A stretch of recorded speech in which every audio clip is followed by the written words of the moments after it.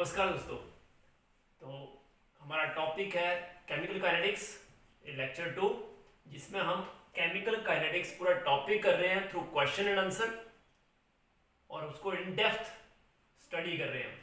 और उसके लिए हमने जी सेट के क्वेश्चन लिए हैं। तो जी सेट 2002 के ये दो क्वेश्चन हैं।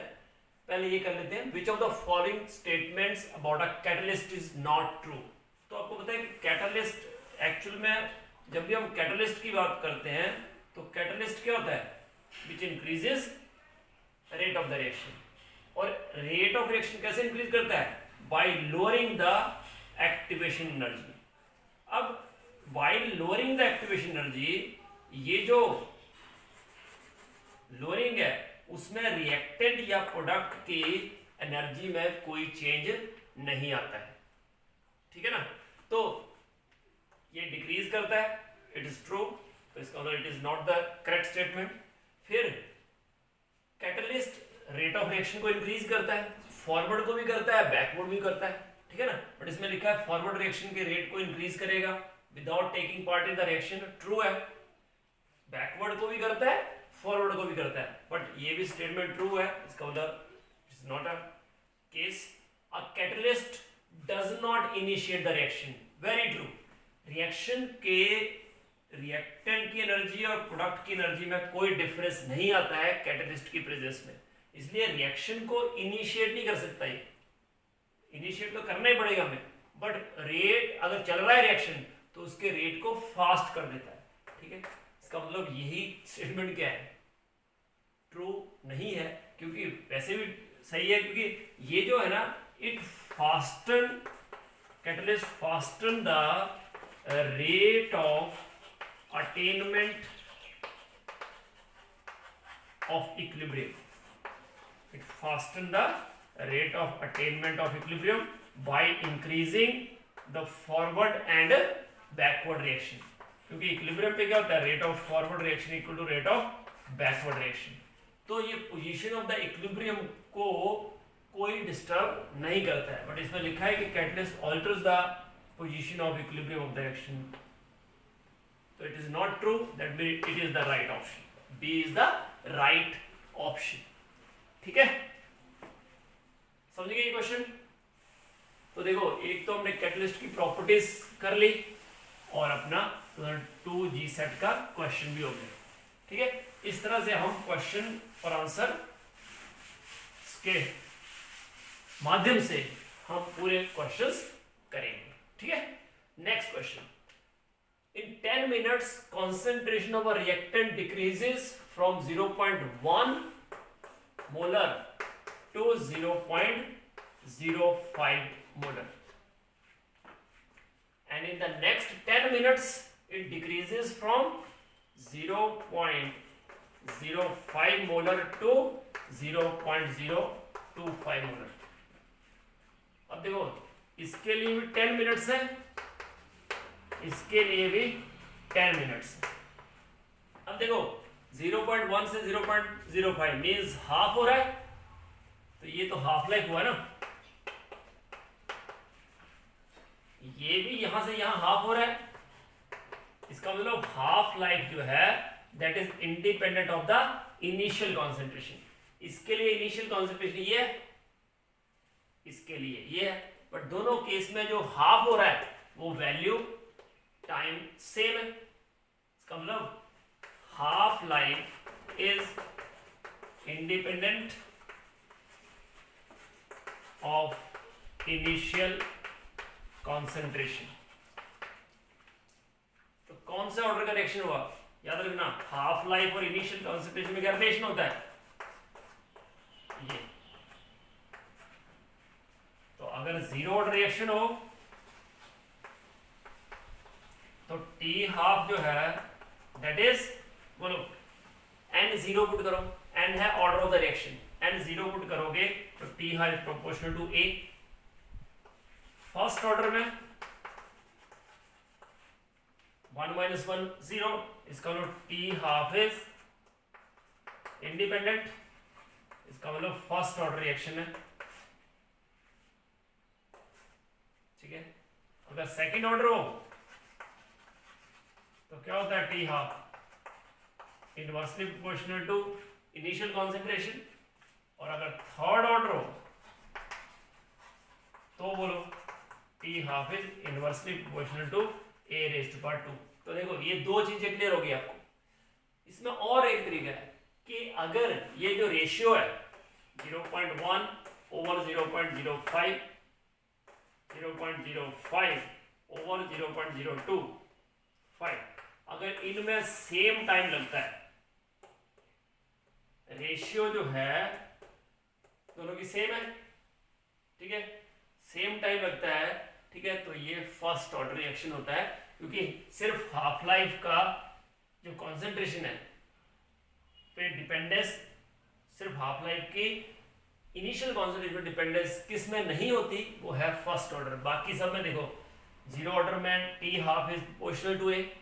इसका मतलब अगर ये जीरो ऑर्डर होता तो जैसे ही इनिशियल कॉन्सेंट्रेशन कम होती तो हाफ लाइफ भी कम हो जाती। सेकेंड ऑर्डर होता तो जैसे ही इनिशियल कम होती तो हाफ लाइफ बढ़ जाती। समझिए? Just note down.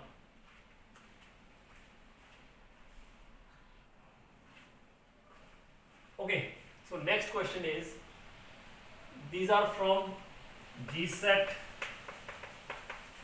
2003. All the three questions are from GSET 2003. तो पहले हम ये क्वेश्चन करते हैं ताकि इसको हम हर में मिटा सके। Which one of the statements about a catalyst is universally correct? पहला है a catalyst remains unchanged chemically and physically. You know, they remain unchanged chemically, but physically they may change sometimes. A catalyst remains unchanged chemically, but physically they may change. तो ये universally correct नहीं हुआ। Second, a catalyst lowers the energy of activation, right? इसका मतलब universally correct है।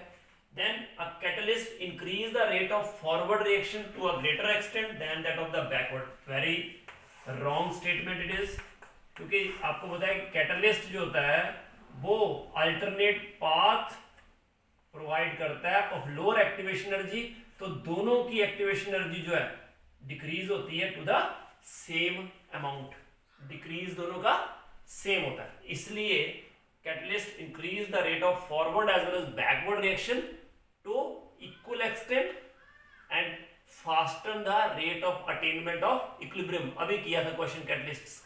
then catalyst is always heterogeneous, wrong, catalyst may be homogeneous, ठीक है। तो इसका मतलब ये ही यूनिवर्सली करेक्ट स्टेटमेंट है कि it lowers the energy of activation and increase the rate of reaction, right. तो ये फिफ्थ क्वेश्चन का आंसर हो गया अपना। Then come to the fourth one. Fourth question है कि rate constant for the first order reaction is given. के दिया हुआ आपको, rate constant for the first order reaction is given to us. अब बोला है कि what time will it take to reduce initial concentration of a reactant from 1 molar to 0.5, 1 molar to 0.5 molar means कितना हुआ ये, हाफ हो गया 1 से 0.5। इसका मतलब half life period find out करना है। और हाफ देखो स्मार्ट वर्क किया उसने, हाफ लाइफ सीधा नहीं पूछा है, पूछा है 1 मोलर टू 0.5 मोलर का टाइम कितना होगा। तो आपको पता होना चाहिए कि ये हाफ हो गया और रिएक्शन है फर्स्ट ऑर्डर, तो हाफ लाइफ जो है दैट इज 0.693 ओवर के।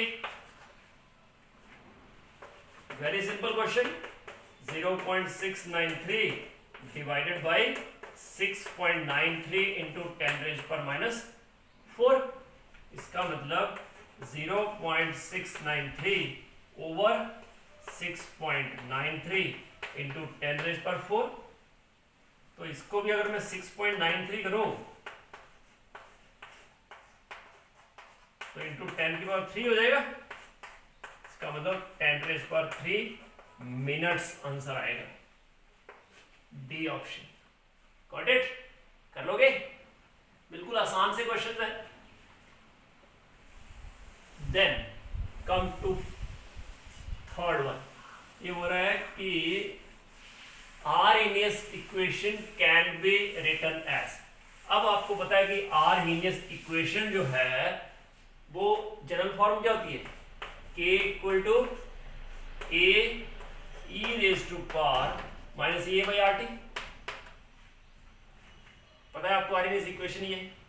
अब टेकिंग नेचुरल लॉग, तो natural log of k equal to natural log of a minus E A by R T. तो अब क्या करना है आपको, सबका डिफरेंशिएशन। तो differentiation with respect to temperature. तो ये तो जीरो हो गया क्योंकि a क्या होता है, कांस्टेंट। क्या होता है a, pre exponential factor, frequency factor, Arrhenius factor, ठीक है ना। इसलिए ये तो कांस्टेंट हो गया, बचा ये। तो minus E A by R भी कांस्टेंट होगा और D by D T of 1/t means t minus 1 की डिफरेंशिएशन। तो हो गया minus E A by R minus T raise to power minus 2। इसका मतलब माइनस माइनस क्या हो जाएगा, plus E A by R T square. So D natural log of k over D T is equal to E A over are T square. ये answer आएगा। समझ में आया कैसे किया। तो इसका मतलब option D is correct. Done, चलो नोट कर लो इसको।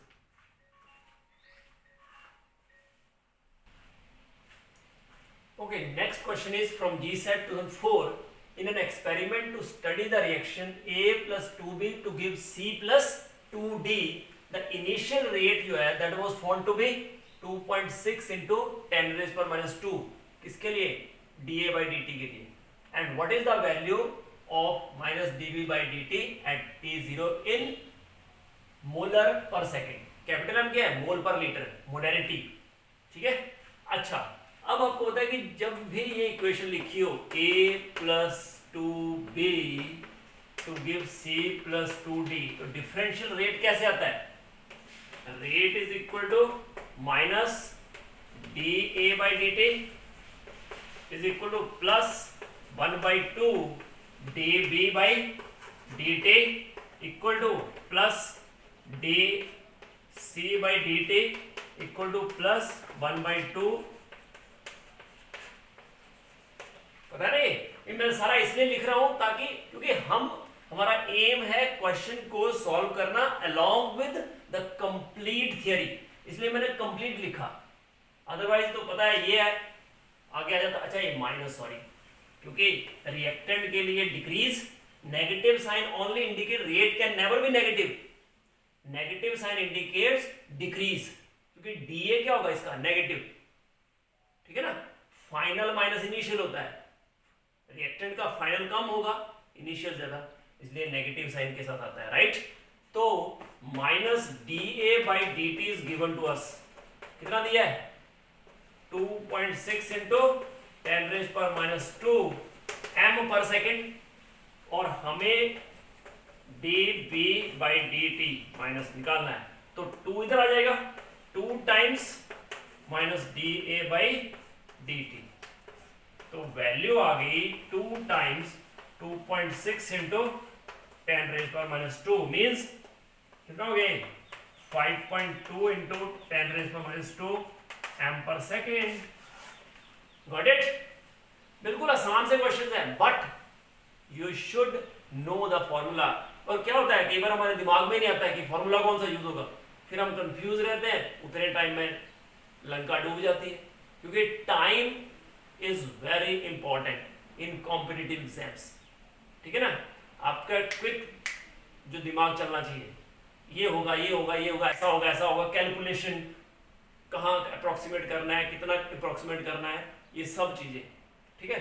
तो यहां से ये आंसर आ जाएगा आपका बी। नोट करो।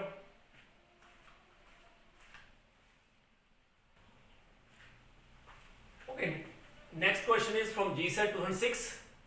In a reaction, A to products 25% of the original concentration of A is consumed in 10 minutes. इसका मतलब A to product में अगर ये 100 है तो उसमें से आफ्टर 10 मिनट्स 25 जो है 25% कम हो जाता है। इसका मतलब ये कितना है 10 मिनट्स के बाद 75, राइट। और after 30 minutes we have to find out, ठीक है। A30 we have to find out. A10 is 75, क्योंकि 25% कंज्यूम हुआ तो बचा कितना 75। तो यहां से फर्स्ट पार्ट से वी कैन कैलकुलेट के व्हाट इज के 2.303 over t log a not by 80, ये होता है फॉर फर्स्ट ऑर्डर काइनेटिक्स। तो ये क्या हो जाएगा 2.303 over 10 log of 100 over 75, 25% is consumed, so what is left 75%। तो यहां से k की वैल्यू आ गई अपने पास, k आ गया। अब देखो हमें फाइंड आउट करनी है amount of A left unreacted after 30 minutes, मतलब और परसेंटेज में, तो वो आएगा कैसे A30 divided by A0 into 100, तब अपने पास वो वैल्यू आएगी। इसका मतलब एक चाहिए आपको A30 और A0 का रेशियो चाहिए, ठीक है ना।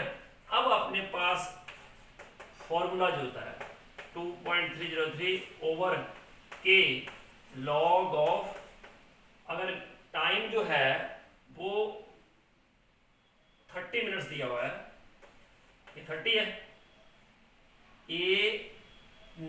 A0 बाई A30, ये फॉर्मूला होता है। तो यहां से ये log of A0 by A30 is equal to 30 into K divided by 2.303, और K जो है इधर गया 30 into K over 2.303, तो K की वैल्यू ये है 2.303 over 10 log of 4/3, क्योंकि K इधर जाएगा तो सेम ऐसे आ जाएगा ना, तो ये कैंसिल। तो यहां से log of A0 by A30 is equal to 3 into log of 4/3। तो log of A0 by A30 is equal to log of 4/3 raised to power 3। इसका मतलब log दोनों से कैंसिल कर दो, तो ये आएगा A0 by A30 is equal to 64/27। अब ये वैल्यू फाइंड आउट करनी है हमें, तो जो वैल्यू फाइंड आउट करनी है A30 ओवर A0 कितना हो जाएगा 27 over 64 into 100 मीन्स 2700 over 64 की वैल्यू चाहिए हमें, ठीक है। तो यहां से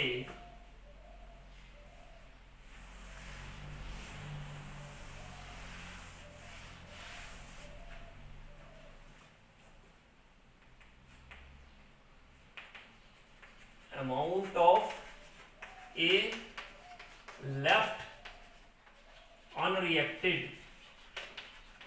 after 30 minutes is equal to A30 over A0 into 100, and that is 2700 over 64।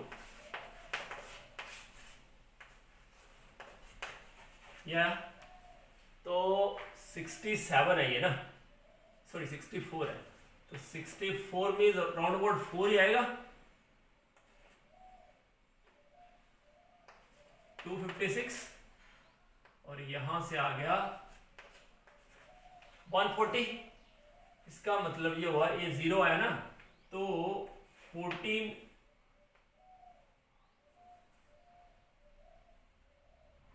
140 है ना, 40s के अंदर आएगा वैल्यू, है ना, मतलब 40s की लाइन में एक ही वैल्यू थी, दैट इज 42, है ना, तो राउंड अबाउट 42% आंसर आ जाएगा। कौन सा ऑप्शन था? ये ऑप्शन था I think option is C, तो सी ऑप्शन करेक्ट आएगा। समझिए, आसान था ना क्वेश्चन, सिर्फ ट्विस्ट ये था कि उसने परसेंटेज में पूछा था, तो हमें A30 ओवर A0 निकालना था। ठीक है, कर लोगे? पहले हमने K निकाल लिया, पहले 10 मिनट्स वाले से K को यहां पुट कर दिया, गॉट द वैल्यू। ओके, लिख लो।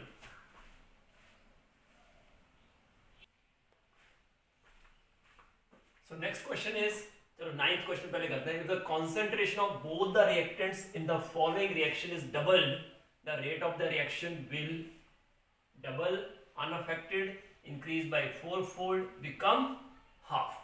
अब देखो, ऑब्वियसली अगर रिएक्शन सिंपल दिया है, इसका मतलब सिंपल सा रिएक्शन है कि दो रिएक्टेंट है,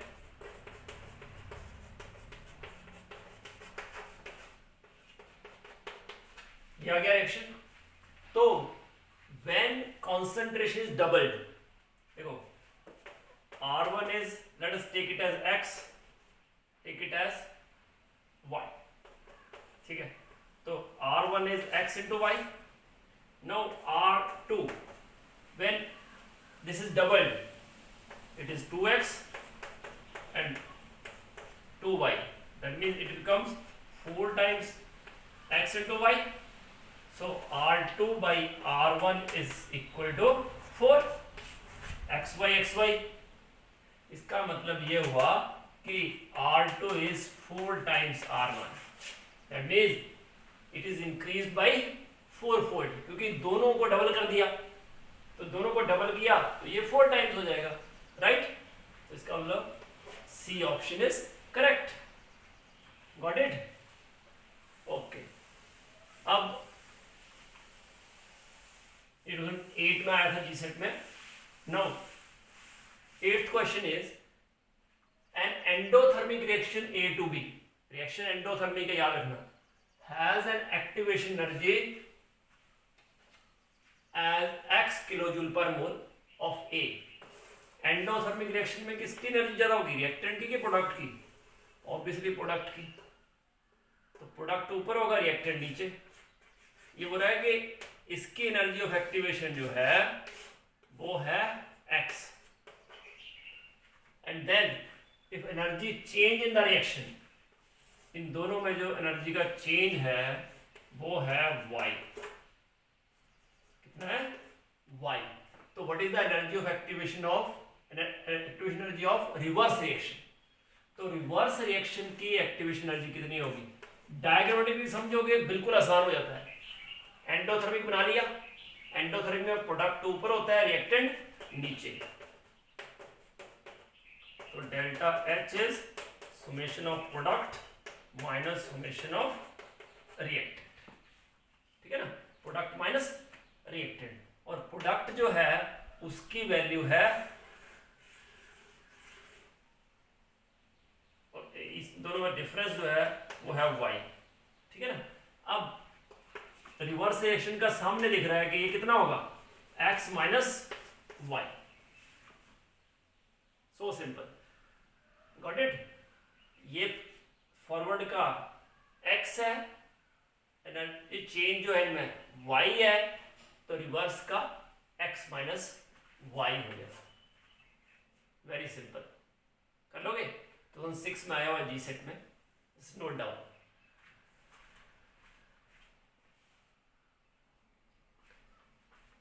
ओके, तो नेक्स्ट क्वेश्चन इज, चलो 11th पहले करते हैं। The temperature coefficient for a reaction is 2। What is temperature coefficient? That for every 10 degree rise in temperature the rate of reaction is doubled, that is called temperature coefficient 2। और इसका formula क्या होता है? Temperature coefficient जो होता है that is equal to rate constant at T plus 10 over rate constant at temperature T। This is temperature coefficient. अब बोलता for every 10 degree rise it is double. इसका मतलब अगर 10 to 20 जाएंगे 2 टाइम्स हो जाएगा, 20 to 30 जाएंगे तो कितना हो जाएगा 2 into 2, 30 to 40 again 2 into 2 into 2 means 2 4 8 means 2 raised power 2 2 raised power 3 ऐसे बढ़ता जाता है. ठीक है ना.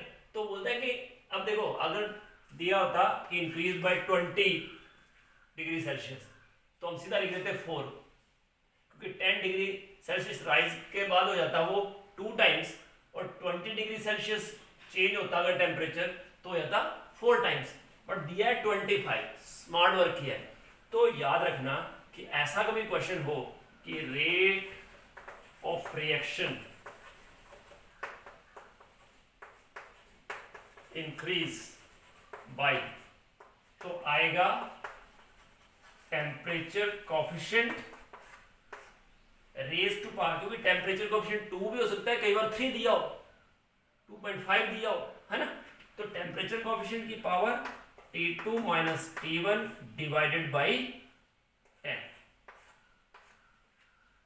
टेम्परेचर कोएफिशिएंट की पावर है change in temperature, final minus initial, उसने तो 25 दे दिया, डिवाइड बाई 10. देखो इंक्रीज है ना, इसलिए डिग्री सेल्सियस में हो या केल्विन में हो एक ही आएगा. ठीक है ना, चेंज है. ओके, तो टेम्परेचर कोएफिशिएंट अपना 2, ये है 25/10. इसका मतलब 2 की पावर 2.5, 2 पावर 2 होती तो आता 4, 2 की पावर 3 होती तो कितना आता 8. तो 4 और 8 के बीच में आंसर होगा. ये नहीं हो सकता, ये नहीं हो सकता, ये नहीं हो सकता, तो 4 और 8 के बीच में एक ही ऑप्शन है.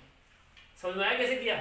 अगर ऐसा दिया और टेम्परेचर कोएफिशिएंट तो याद रखना कि rate of reaction increase by temperature coefficient raise to power change in temperature over 10. Done कर लोगे. ओके, तो ये क्वेश्चन हो गया अपना. This is from GSET 2011.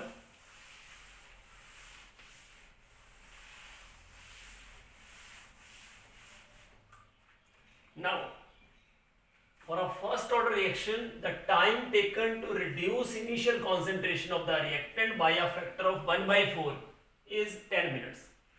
1/4 इसका मतलब 2 हाफ लाइफ्स दिए हुए हैं 10 मिनट्स. तो इसका मतलब हाफ लाइफ कितना हो गया 5 मिनट्स. Note it. कैसे किया समझ में आ गया कि नहीं. देखो उसने लिया था 1/4 की वैल्यू दी है 10 minutes. Time taken to reduce initial concentration of reactant by a factor of 1/4 that is given 10 minutes. तो इसका मतलब 2 हाफ लाइफ हुई. ठीक है, क्योंकि ऐसा होता है एक फर्स्ट हाफ लाइफ के बाद 1/2, सेकेंड हाफ लाइफ के बाद 1/4, थर्ड हाफ लाइफ के बाद 1/8, 1/16, फोर्थ हाफ लाइफ. इसका मतलब 2 हाफ लाइफ की वैल्यू दी हुई थी, 4 हाफ लाइफ की वैल्यू निकाल ली. फोर्थ हाफ लाइफ के बाद 1/16 रह जाता है ना. तो time required to reduce initial concentration by a factor of 1/16.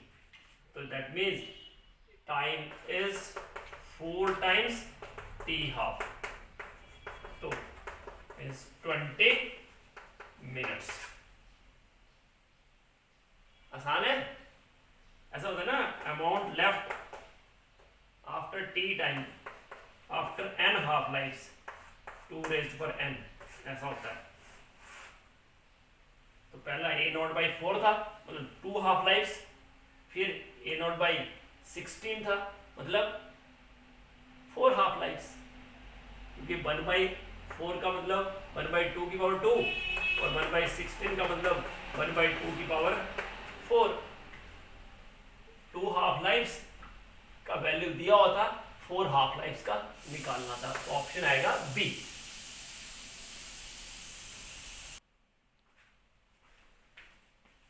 next question is from GSET 2013. Two substances A and B are present such that A naught is equal to 4B naught. So let us consider B naught as X. So what is A naught? 4X, right? Now half-life of A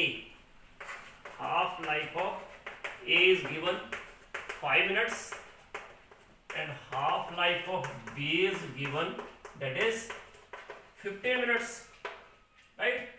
Now if they start decaying at the same time following first order kinetics, how much time later the concentration of the two would become the same? So let us consider time later when concentration of A becomes equal to concentration of B, that is time t. Let us take time t. That means time t में number of half lives of A कितने हो जाएंगे? क्योंकि A का half life है 5 minutes, total time लगा t, तो number of half life कितने हो गए? t/5 हो गए, और number of half life of B t/15. एक हाफ लाइफ 5 मिनट्स का है, तो टोटल टाइम लिया t/5, ये t/15. अब आपको पता है amount left after n half lifes is equal to initial concentration over जो भी इनिशियल कॉन्सेंट्रेशन हो डिवाइड बाई 2n. ये होता है, ये हो गया amount left after n half lifes. ठीक है, अब amount left after t/5 half lives is equal to amount of B left after t/15 half lives. समझा रहे कैसे किया? हाफ लाइफ्स इसके इतने हुए, B के इतने हुए, सो अमाउंट t टाइम के बाद सेम हो जाता है. इसका मतलब amount of A left after t/5 half lives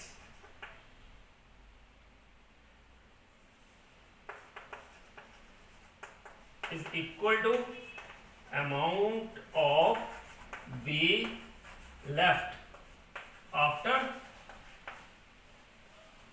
t/15 half lives. Got it? तो उसके बेस पे क्वेश्चन तो आपने नोट कर लिया होगा. ये क्वेश्चन है कि कितने टाइम के बाद हमने, तो amount of A left after n half lifes क्या हो जाएगा? A naught divided by 2 n t/5 is equal to B naught. Initial concentration जो B की है वो तो B नॉट है, B नॉट और 2t/15, राइट? तो अब A नॉट की वैल्यू है 4x. इसका मतलब ये हो गया 4x divided by 2t/5 equal to x over 2t/15. तो यहां से t आ जाएगा आराम से. करो ट्राई.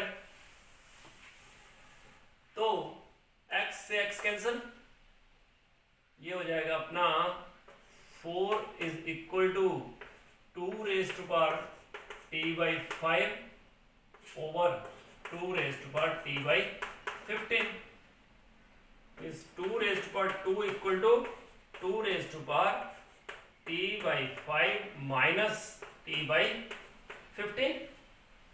इसका मतलब 2 raise to power 15 com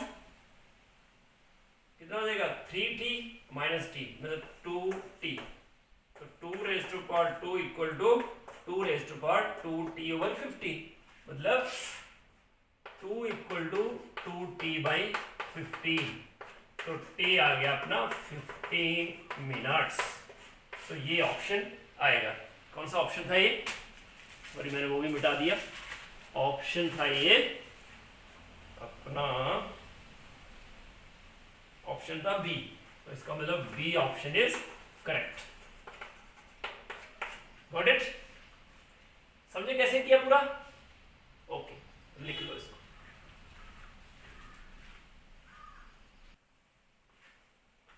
Okay, so these are the next question from GSET 2014. That for a hypothetical reaction 2A to 3C, the rate of the reaction is given by, so you know rate of the reaction in this case is minus 1 by 2 dA by dt is equal to plus 1 by 3 dC by dt. So out of this C option is correct. बिल्कुल simple सा question था, कर लोगे? Okay, then next 2 questions, one from GSET 2014 and other is from 13। दोनों एक जैसे ही question है। यू नो हाफ लाइफ और ऑर्डर ऑफ रिएक्शन में क्या रिलेशन था? Half life is inversely proportional to initial concentration raise to power n-1 and is order of reaction. तो फॉर जीरो ऑर्डर के लिए हाफ लाइफ क्या हो जाएगा? Proportional to 0-1। Zero order means n0, तो concentration directly proportional. First order में t half a की power क्या हो जाएगी? 0। That means proportional to it is independent of initial concentration. T half is constant. Then for third order, for second order, T half is बोलो 2-1 means inversely proportional to A. For third order, T half is inversely proportional to A raised to power 2. ठीक है? तो first है half life of a second order reaction 2A to products. A being the initial concentration will be, second order के लिए जो A है half life is proportional to A raise to power -1। बिल्कुल simple सा question था। For which order the half life period of a reaction is independent? First order. That's it. Got it? Okay, तो note कर लो।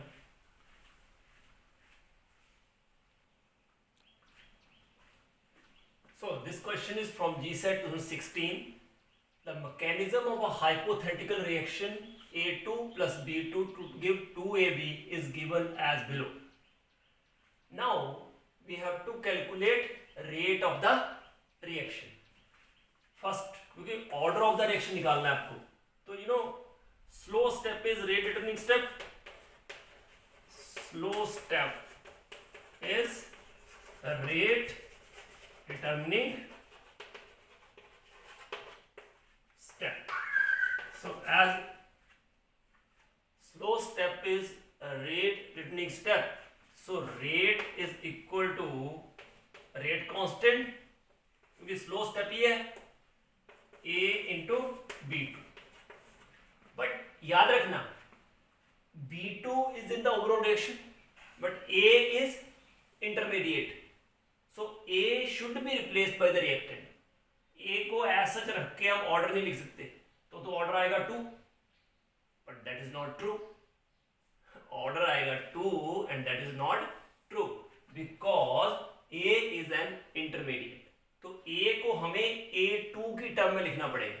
तो देखो ये reaction equilibrium में, तो यहां से इक्विलिब्रियम कांस्टेंट आ जाएगा A की power 2 over A2। That implies A की power 2 equal to equilibrium constant into A2 means A is equal to equilibrium constant 1 by 2 A raised to power 1 by 2 A 2 raised to power 1 by 2। तो A की जगह ये रख दिया तो rate क्या आ जाएगा A इंटू के इक्विलिब्रियम 1 by 2 A2 की पावर 1 by 2 इंटू B2। क्यों रिप्लेस किया समझाया? ये बहुत ही अच्छा क्वेश्चन है, बहुत बार नीट और जेई में आ चुका है, ठीक है ना, IIT जैम में भी आ चुके हैं ऐसे क्वेश्चन, तो प्लीज इसको ढंग से देखो, ठीक है। अदरवाइज अगर नेट में या गेट में आता है तो हम स्टेडी स्टेट अप्रोक्सीमेशन लगाते हैं, वो भी यही है, बट इसको हम इन शॉर्ट सिंपल वे में कर रहे हैं, ठीक है। पूरा स्टेडी स्टेट अप्रोक्सीमेशन लगाने की जरूरत नहीं है। स्टेडी स्टेट अप्रोक्सीमेशन क्या होती है कि रिएक्टेंट जितना बनता है उतना ही कंज्यूम हो जाता है। Amount of intermediate formed is equal to amount of the intermediate consumed. That's true, क्योंकि एट द एंड जब रिएक्शन होता है तो इंटरमीडिएट कहीं नहीं एग्जिस्ट करता, राइट। तो ये अनदर कॉन्सेप्ट हो गया सम। चलो K1 ले लेते हैं, तो A2 की पावर 1 by 2 और B2 की पावर 1, तो sum of the powers to which concentration terms are raised, that is order of the reaction। तो 1 plus half 1.5 means A option is correct। कैसे किया, क्लियर है? ओके, नोट कर।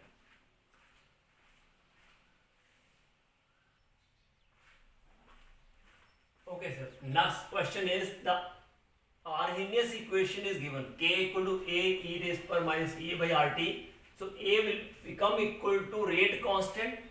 देखो वैल्यू है K equal to A e raised to power minus E by RT, so you know K becomes equal to A when E raised to power minus E by RT is equal to 1, right।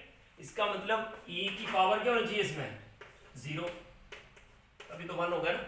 इसका मतलब EA by RT should be equal to 1, sorry should be equal to 0। तो ये 0 कब हो सकता है? Case 1, if EA equal to 0 तो पूरी वैल्यू 0 हो जाएगी क्योंकि R तो कांस्टेंट है। और case 2, if temperature tends to infinity, temperature infinity को टेंड्स करे या EA 0 हो, इन दो केसेस में जो है K इक्वल टू A। इसका मतलब इनमें से 0 activation energy is the right option. So this is all about GSET papers. और ये जो जितने भी हमने क्वेश्चंस किए हैं they are equally useful for all competitive exams. ऐसे ही क्वेश्चन आते हैं, चाहे आप नेट का एग्जाम ले लो, चाहे गेट का एग्जाम ले लो, चाहे IIT जैम का एग्जाम ले लो, नीट का एग्जाम ले लो, जेई का एग्जाम ले लो, इवन KV टीचर्स का एग्जाम ले लो, JNV टीचर्स का एग्जाम ले लो, ठीक है, NTPC का एग्जाम ले लो। जहां भी केमिस्ट्री आती है, केमिकल काइनेटिक्स के ऐसे ही क्वेश्चंस आपको मिलेंगे। तो ये दोनों लेक्चर अगर आप कर लो, lecture 1, lecture 2, part 1 part 2 chemical kinetics, where we study chemical kinetics through question and answer, तो आपकी केमिकल काइनेटिक्स कंप्लीट तैयार हो जाएगी। So thank you very much for watching this video. Do like, subscribe and share my channel. God bless you all. Happy learning.